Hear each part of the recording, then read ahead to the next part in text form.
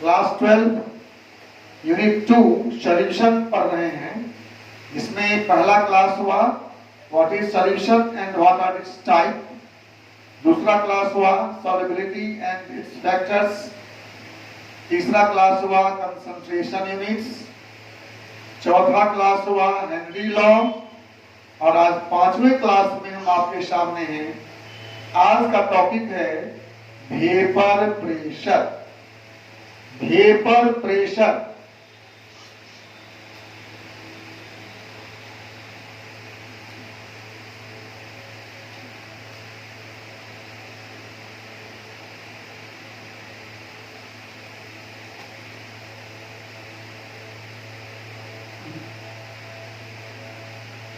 Vapour pressure and Raoult's law.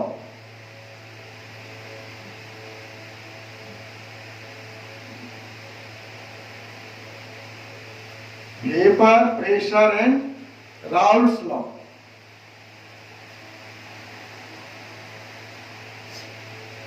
ठीक है, तो आज हम लोग पढ़ रहे हैं वेपर प्रेशर राउल्ट्स लॉ। तो सबसे पहले हम जानना चाहेंगे व्हाट इज वेपर प्रेशर। ऐसा किसके नाम से स्पष्ट है। वेपर प्रेशर मतलब प्रेशर ऑफ वेपर, वेपर का प्रेशर। अभी हम दिखाते हैं आपको, कुछ दिख रहा है आप लोगों को। मेरे हाथ में ग्लास है और इस ग्लास में पानी है, जल दिख रहा है ना। अब देखिए, अगर हम इसके ऊपर ये ढक्कन डाल दें, इसको बंद कर देते हैं, ठीक है। अभी इसमें क्या हो रहा है, लिक्विड जो आप देख रहे हो, यह लिक्विड वेपर बनकर बाहर निकल रहा है।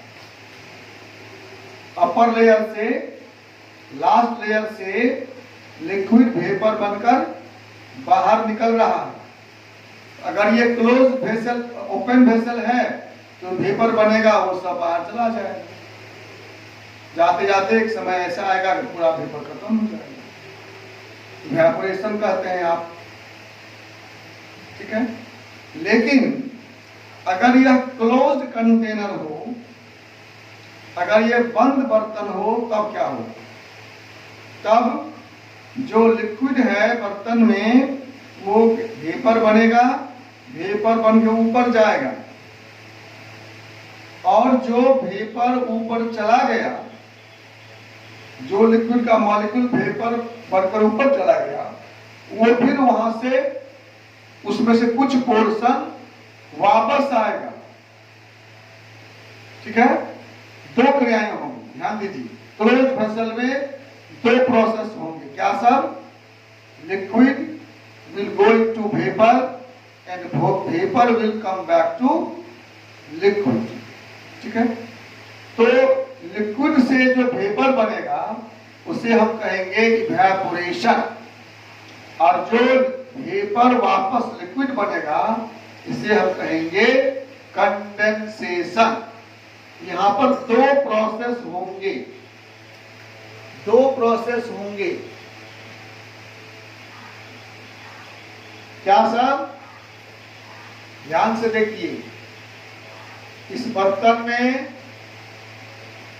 मान लीजिए यहां तक लिक्विड है, और इसको हम बंद किए हुए क्लोज कंटेनर में, ये है लिक्विड, कोई भी लिक्विड। अब इस लिक्विड के अपर लेयर से कुछ वेपर में चला जाए, इसे हम लोग कहेंगे इवेपोरेशन। क्या कहेंगे, इवेपोरेशन। और जो वेपर बन जाएगा उसमें से कुछ वापस लिक्विड में आएगा, इसे हम कहेंगे कंडेंसेशन। कंडेंसेशन, दो प्रोसेस एक साथ। ठीक है। फिर देखिए ही सेम मैंने बनाया है, ऐसा ही बर्तन है, क्लोज कंटेनर है, बंद बर्तन है। इसमें जो लिक्विड है वह वेपर बनकर ऊपर जा रहा है, और जो वेपर बन चुका वह वेपर में से कुछ वापस लिक्विड बन रहा है। दो process, evaporation and condensation.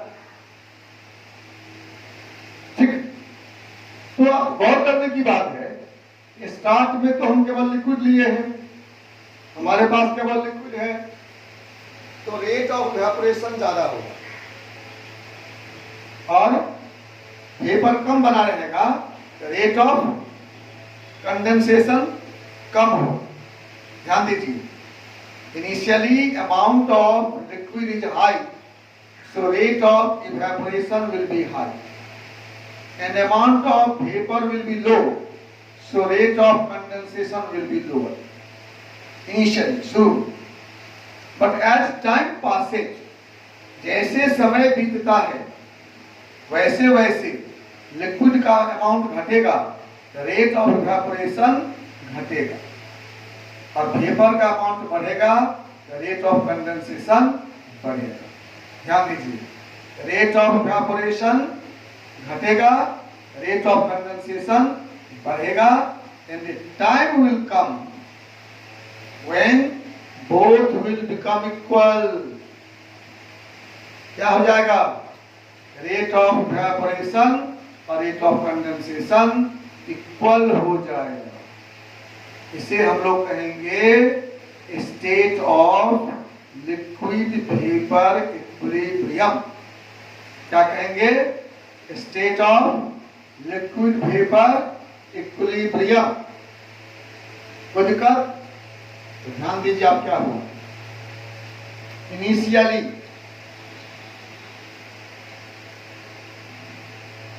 Liquid वेपोराइजेज और वेपर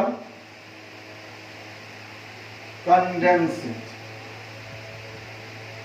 ठीक है, इनिशियली इसका रेट इज हाई, इसका रेट इज लो। ठीक है, एट ए पर्टिकुलर टाइम, किसी खास समय पर क्या होगा? Rate of vaporisation is equal to rate of condensation. Rate of evaporation, evaporation लिखो, evaporation ऐसा भी सही था लेकिन अधिक अच्छा शब्द है।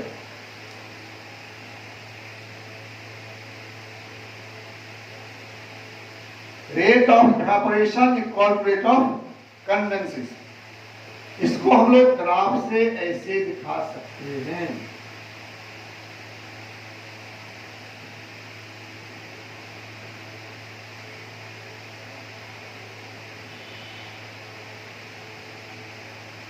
ये हुआ रेट ऑफ इवेपोरेशन, जो टाइम के साथ ग्राफ है, जीरो टाइम पर। ये हुआ रेट ऑफ कंडेंसेशन, इसको आर ई कहिए, इसको आर सी कहिए। और ये हो गया जब आर ई बराबर आर सी, इसे कहते हैं equilibrium state. equilibrium state when rate of evaporation becomes equal to the rate of condensation. ठीक है, तो किसी भी बंद बर्तन में एक समय ऐसा आएगा जब इवेपोरेशन का रेट कंडेंसेशन के इक्वल हो जाएगा और उसे हम कहेंगे इक्विलिब्रियम स्टेट। इस इक्विलिब्रियम स्टेट पर ध्यान दीजिए, इस इक्विलिब्रियम स्टेट पर इसमें जो वेपर बना है वो अपने लिक्विड लेयर पर जो प्रेशर एक्सर्ट करेगा उसे ही हम कहेंगे vapour pressure of liquid.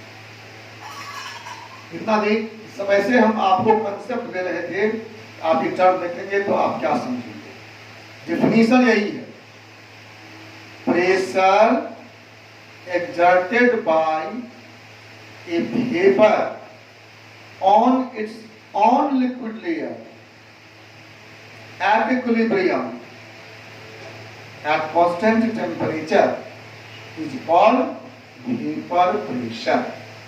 Constant temperature इसलिए बोलते हैं कि टेम्परेचर बदलने से इसका वैल्यू बदल जाए, ठीक है, इक्विलिब्रियम चेंज हो जाए। फिर ध्यान से सुनिए, इक्विलिब्रियम स्टेट में किसी लिक्विड का वेपर जो अपने लिक्विड पर प्रेशर डालता है उसे हम लिक्विड का वेपर प्रेशर कहते हैं। Any question in mind? कोई क्वेश्चन है? मिटाओ इसे।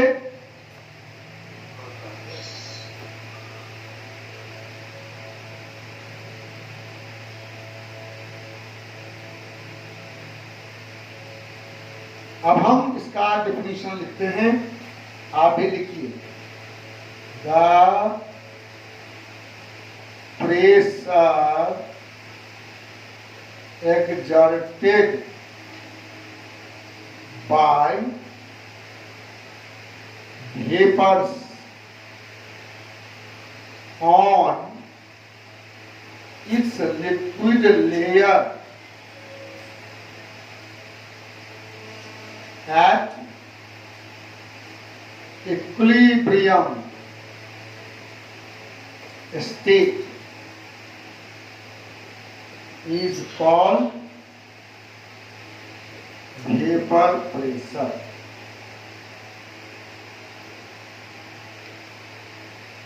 ऑफ लिक्विड, इसको हम लोग P नॉट से डिनोट करते हैं, P not, vapour pressure. The pressure exerted by vapors on its liquid layer at equilibrium state is called vapor pressure of liquid। It is denoted by P naught। और चूंकि vapour pressure है, इसका unit क्या होगा? जो unit pressure का होता है वही हो।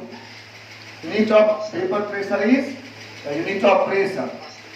प्रेशर के बहुत से यूनिट आप जानते हैं, हम लोग एटमॉस्फेयर लिखते हैं, मिलीमीटर ऑफ एचजी लिखते हैं, सेंटीमीटर ऑफ एचजी लिखते हैं, पास्कल लिखते हैं, बार लिखते हैं, न्यूटन पर मीटर स्क्वायर लिखते हैं। तो जो भी यूज करें, जनरली पहले तो लोग एटमॉस्फेयर यूज करते थे, आजकल पास्कल और बार भी यूज करते हैं। तो कोई बात नहीं, जैसा सवाल में रहेगा वैसा यूज करेंगे, कोई दिक्कत? मिला दें इसको। किसी क्लोज वेसल में, बंद बर्तन में इक्विलिब्रियम स्टेट पर, इक्विलिब्रियम स्टेट मतलब जब रेट ऑफ इवेपोरेशन और रेट ऑफ कंडेंसेशन बराबर है, उस समय कोई वेपर अपने लिक्विड पर जो प्रेशर डालता है उसे हम वेपर प्रेशर कहते हैं। इसको P नॉट से लिखते हैं। अब आइए फैक्टर्स क्या समझें। Factors affecting vapour pressure. Vapour pressure को इफेक्ट करने वाले फैक्टर्स क्या सब हैं? पहला तो है nature of liquid. Her liquid का अपना अपना अलग अलग वैल्यू है। और दूसरा है टेम्परेचर। दो फैक्टर हैं जो वेपर प्रेशर को प्रभावित करते हैं। एक है नेचर ऑफ लिक्विड, नेचर मतलब क्या, इंटरमॉलिक्यूलर फोर्स, जिसका इंटरमॉलिक्यूलर फोर्स स्ट्रांग होगा वह वेपर जल्दी नहीं बनेगा, आपस में जुड़ा रहेगा, और वेपर कम बनेगा, वेपर प्रेशर कम होगा। ठीक है, एक ही लिक्विड का अगर टेम्परेचर बढ़ा देंगे, टेम्परेचर बढ़ाएंगे, आप जानते हैं टेम्परेचर बढ़ाने से लिक्विड मॉलिक्यूल्स की काइनेटिक एनर्जी बढ़ेगी, काइनेटिक एनर्जी बढ़ेगी तो बॉन्ड तोड़ेगा और लिक्विड गैस बनेगा, ज्यादा वेपर बनेगा तो ज्यादा प्रेशर होगा। इंटरमॉलिक्यूलर फोर्स घटने से और टेम्परेचर बढ़ने से वेपर प्रेशर बढ़ेगा। इंटरमॉलिक्यूलर फोर्स घटने से और टेम्परेचर बढ़ने से वेपर प्रेशर बढ़ता है। ये आप नोट कीजिए। नेचर ऑफ लिक्विड में क्या करेंगे, vapour pressure increases with decreasing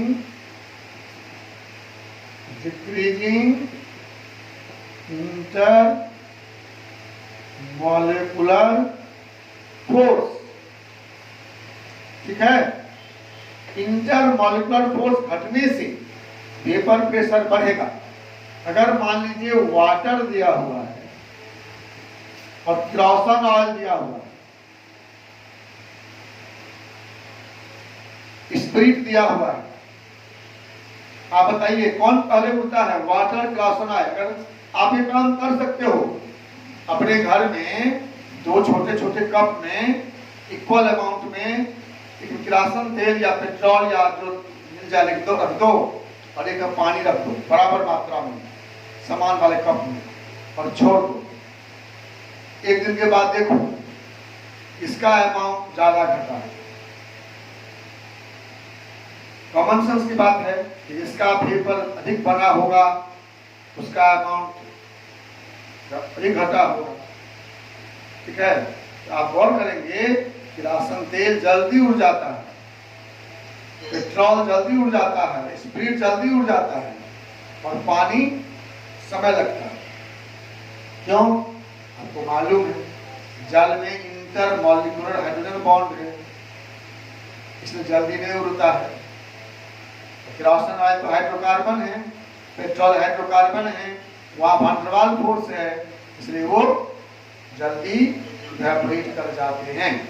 तो वेपर प्रेशर ऑफ क्या होगा, water less than kerosene oil.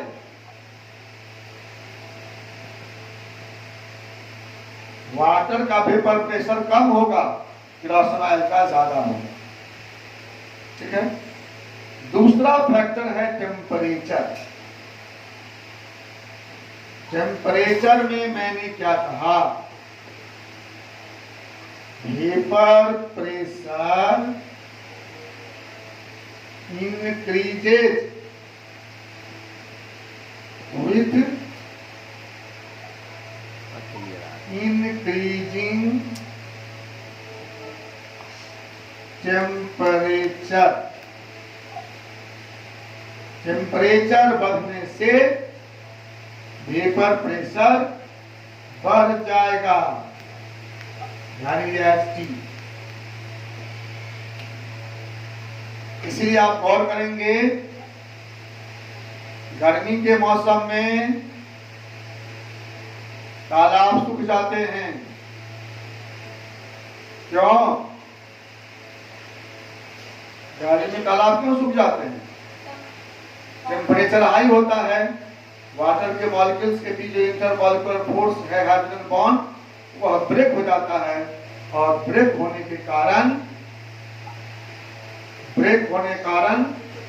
क्या होगा, हाँ, वाटर का इवेपोरेशन ज्यादा होता है और वाटर वेपर बनकर उड़ जाता है। कोल्ड में, विंटर में टेम्परेचर कम होता है तो वाटर फ्रीज कर जाता है।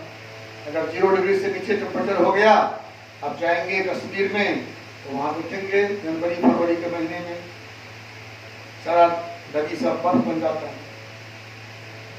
ठीक है, देयर आर ओनली 2 फैक्टर्स। एक और फैक्टर है कि वो डिफरेंट है इससे। अगर हम कोई दूसरा सॉल्यूट मिलाएंगे तो वेपर प्रेशर चेंज होगा, तो मिक्सर का बिहेवियर हो गया ना। अभी हम प्योर लिक्विड की बात करते हैं। प्योर लिक्विड जब है तो सिर्फ लिक्विड के नेचर और टेम्परेचर पर वेपर प्रेशर डिपेंड करता है। ठीक है, नेचर पर क्या डिपेंड करता है? इंटरमॉलिक्यूलर फोर्स बढ़ने से वेपर प्रेशर घटता है। इंटरमॉलिक्यूलर फोर्स बढ़ने से वेपर प्रेशर घटता है, टेम्परेचर बढ़ने से वेपर प्रेशर बढ़ता है। ठीक है, कोई दिक्कत? चलो अब हमको जो असली पढ़ना है मेन, ये तो पढ़ना ही था, लेकिन जो इंपॉर्टेंट टॉपिक है वो है राउल्ट्स लॉ। फिर राउल्ट्स लॉ पर न्यूमेरिकल आ जाएगा। रोज रोज न्यूमेरिकल नहीं बनाएंगे तो फिर आप लोगों को प्रॉब्लम होगी। न्यूमेरिकल रोज बनाते रहिए, उस टॉपिक का बना लीजिए और हमसे पूछ लीजिए। राउल्ट्स लॉ,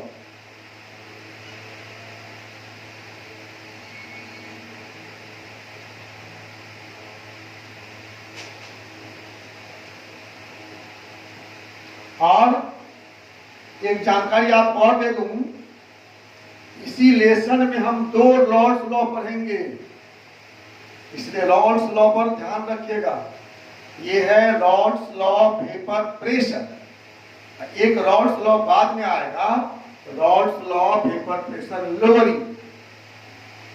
ठीक है, एक है राउल्ट्स लॉ वेपर प्रेशर जो आज पढ़ रहे हैं, और दूसरा है Raoult's law vapour pressure lowering.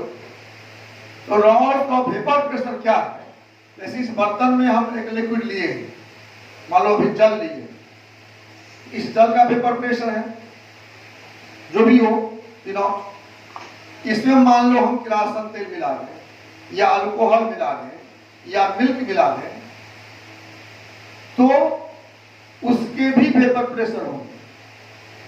Water का अलग होगा, वाटर के मॉलिक्यूल वेपर बनेंगे, वो जो प्रेशर डालेंगे वो अलग होगा, और जो इसमें हम लोग मिला दिए हैं अल्कोहल, उसके मॉलिक्यूल वेपर बनाएंगे, उसका प्रेशर अलग होगा। यही है राउल्ट्स लॉ।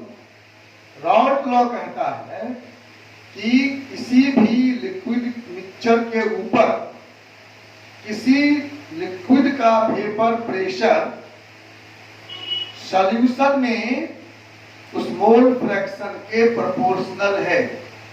ध्यान दीजिए, partial vapour pressure of a liquid, partial vapor pressure of a liquid in a mixture of liquids is proportional to its mole fraction in the liquid। ठीक है, ठीक है, या इसको ऐसे बोलते हैं, the partial vapor pressure of a liquid in a mixture of liquids is equal to the product of its mole fraction and vapor pressure of pure liquid। Partial vapor pressure of a liquid in a mixture of liquids is equal to product of its mole fraction in the liquid and vapor pressure of pure liquid। इसको पहले लिखिए, फिर हम mathematically समझाएंगे आपको। Raoult's law है at constant temperature partial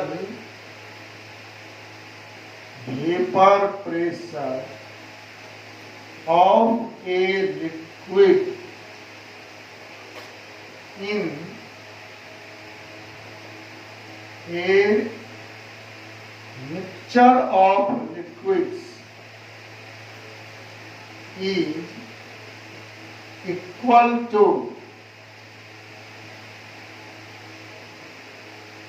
the product product of its mole fraction. Its mole fraction in the mixture and vapor pressure of pure liquid at constant temperature.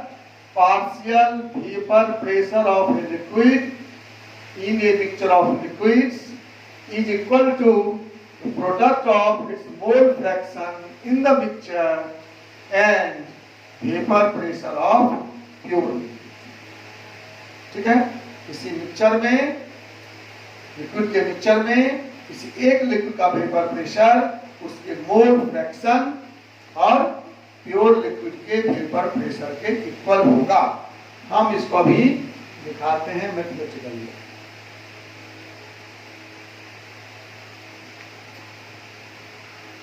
जैसे मान लो इस बर्तन में दो लिक्विड है ए और बी। मान लो लिक्विड है दो ए और बी और vapour pressure of pure liquid, pure liquid है PA0 और PB0। ए और बी दो लिक्विड हैं। प्योर ए का वेपर प्रेशर PA0 और प्योर बी का वेपर प्रेशर PB0 और मिक्सचर में मोल फ्रैक्शन है इसका काई और इसका काई। ठीक है, ये लॉ कहता है कि PA बराबर काई इंटू PA0 और PB बराबर काई बी इंटू PB।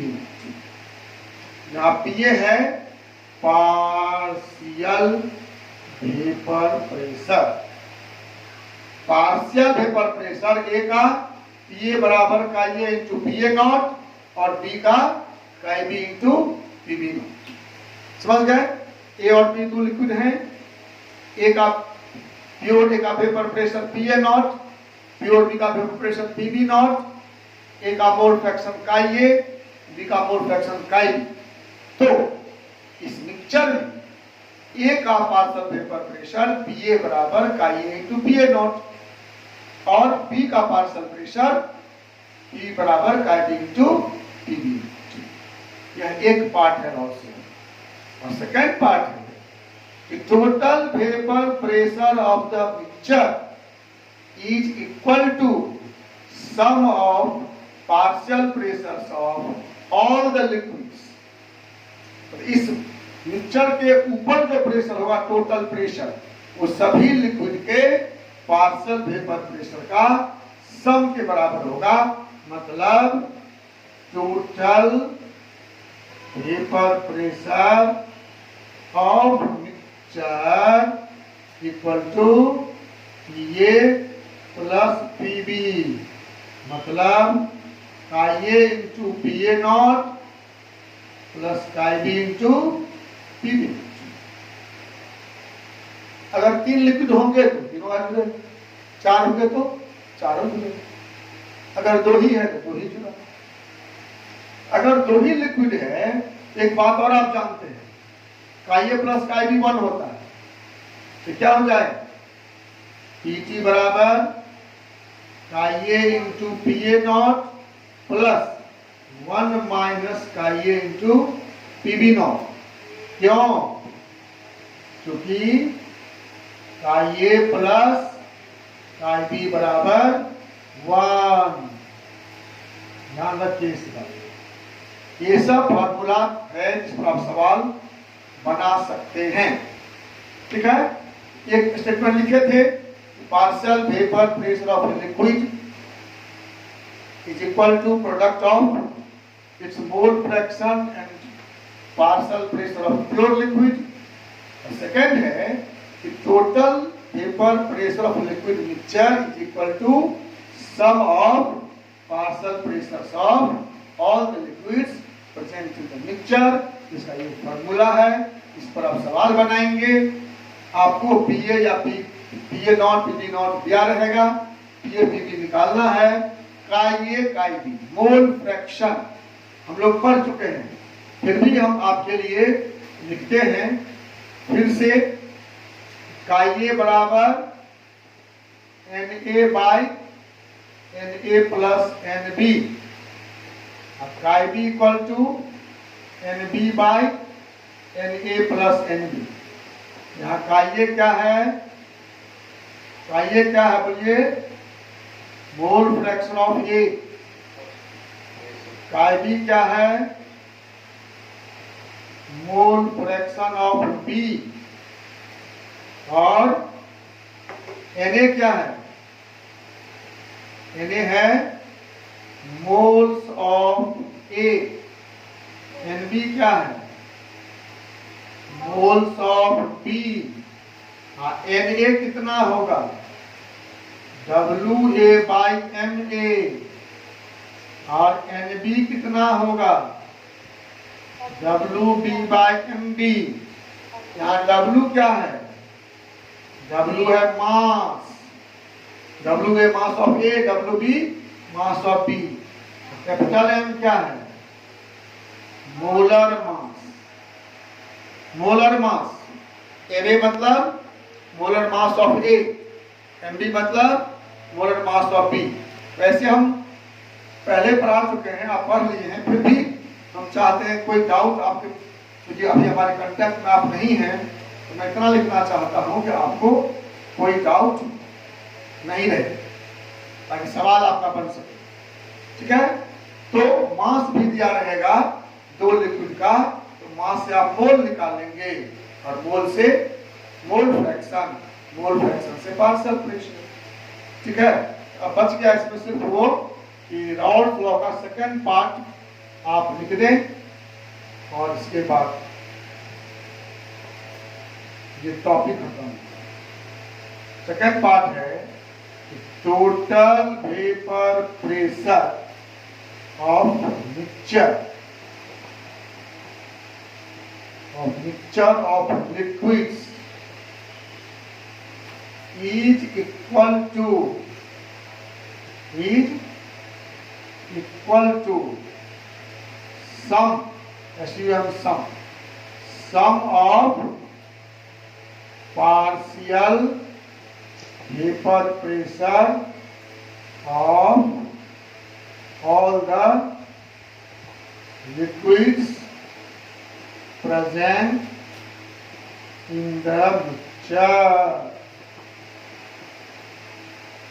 नीचे जब लिखा हुआ total vapour pressure of mixture of liquids is equal to sum of partial vapour pressure of all the liquids present in the mixture.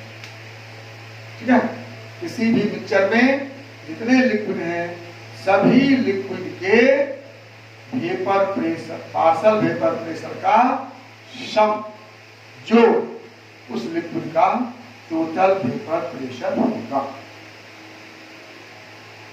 अब 1 minute समय आपके पास question पूछने की, किसी के मन में कहीं से भी कुछ क्वेश्चन आया तो बोलिए।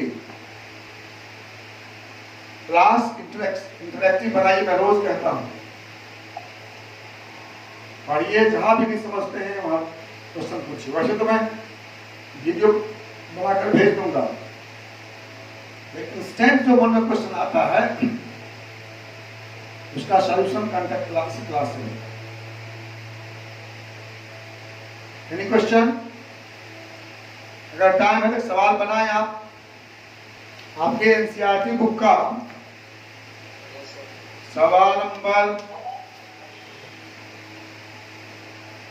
2.16 देखो तो बुका तुम लोग के पास 2.16।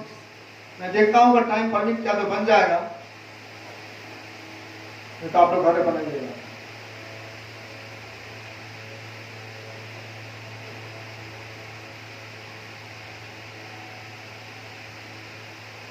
2.16 नंबर प्रॉब्लम एनसीईआरटी का।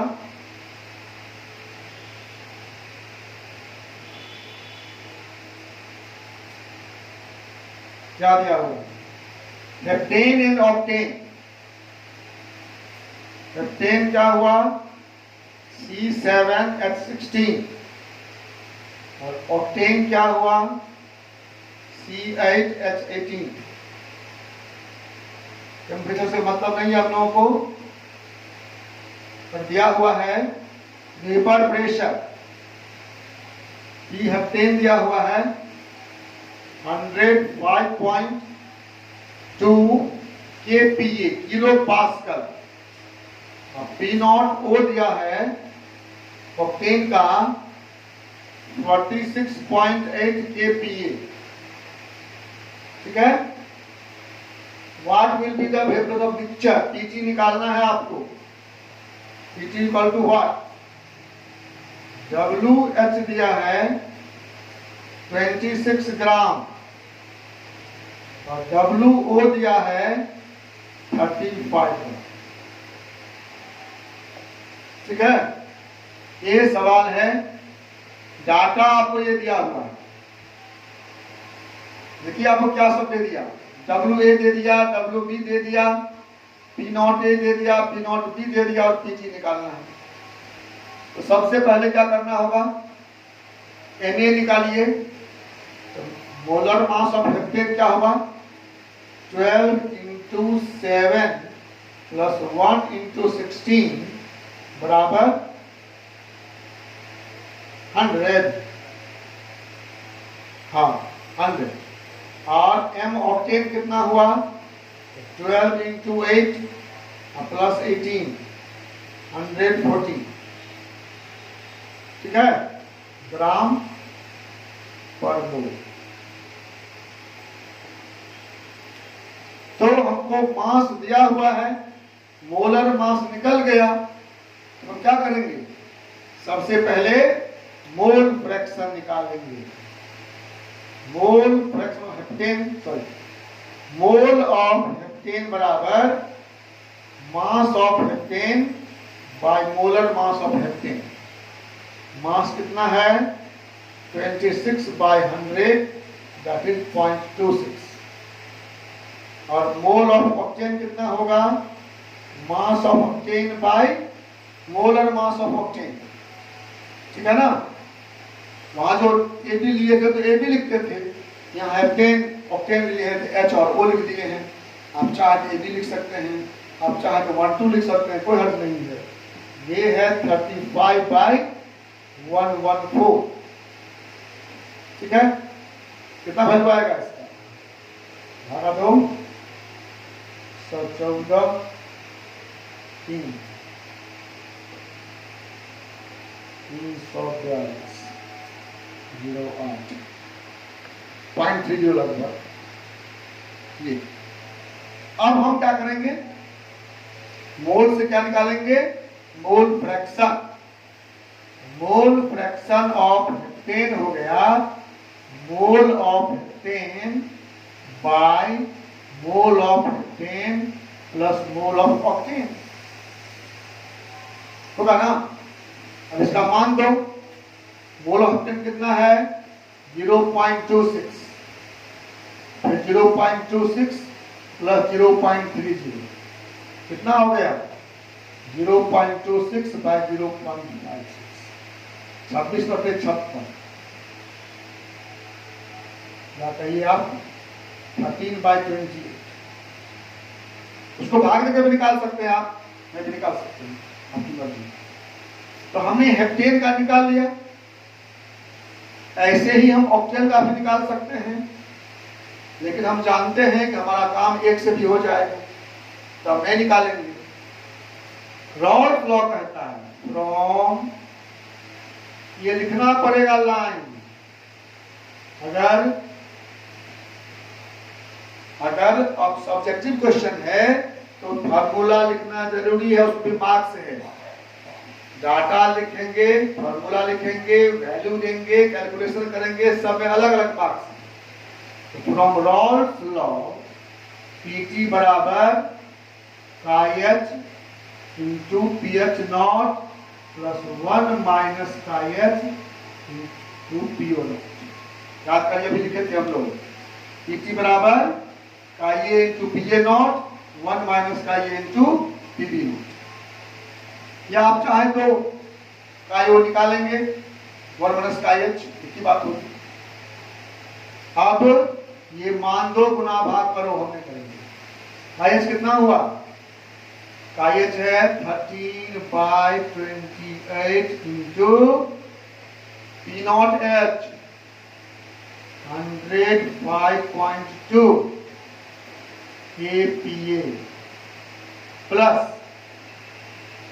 1 माइनस 13/28 इंटू 46.8 kPa। ये ठीक है, ये हो गया PT बराबर 13/28 इंटू 105.2 प्लस 28 माइनस 13/28 मतलब 15/28 इंटू 46.8। ये ठीक है। आई होप कि आप गुना भाग कर ही सकते हैं, या ऐसे भी कर सकते हैं 13 गुने 105.2 प्लस 15 इंटू 46.8 डिवाइडेड बाय 20। एक साथ कर लीजिए, ये हो गया आंसर।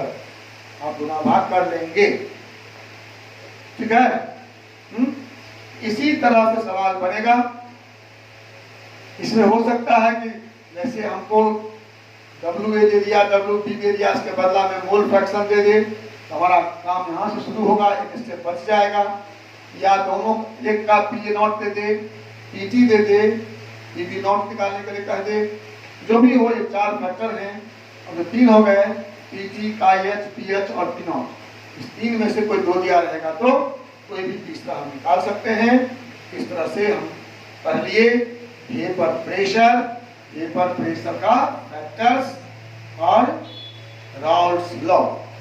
वेपर प्रेशर क्या हुआ कि कोई भी लिक्विड किसी क्लोज बर्तन में है तो क्लोज वेसल में, बंद बर्तन में इक्विलिब्रियम स्टेट पर जो वेपर प्रेशर डालता है वह उसका वेपर प्रेशर हुआ। यह वेपर प्रेशर इंटरमॉलिक्यूलर फोर्स घटने से टेम्परेचर बढ़ने से बढ़ता है। राउल्ट्स लॉ क्या है? राउल्ट्स लॉ है कि लिक्विड के मिक्सचर में किसी लिक्विड का वेपर प्रेशर उसके मोल फ्रैक्शन के प्रोपोर्शनल हो। उसी को दूसरे रूप से बोलते हैं हम लोग कि पार्शियल वेपर प्रेशर उसका mole fraction into vapour pressure pure liquid के प्रोडक्ट के बराबर होगा। अब मिक्सचर का टोटल वेपर प्रेशर सभी लिक्विड के पार्शियल वेपर प्रेशर के सम के बराबर होगा, ठीक है। और मोल फ्रैक्शन क्या हुआ? Mole ratio, mole of A by total mole, और मोल क्या हुआ? मास बाय मोलर मास। और घर में पढ़िए, किताब से न्यूमेरिकल बनाइए।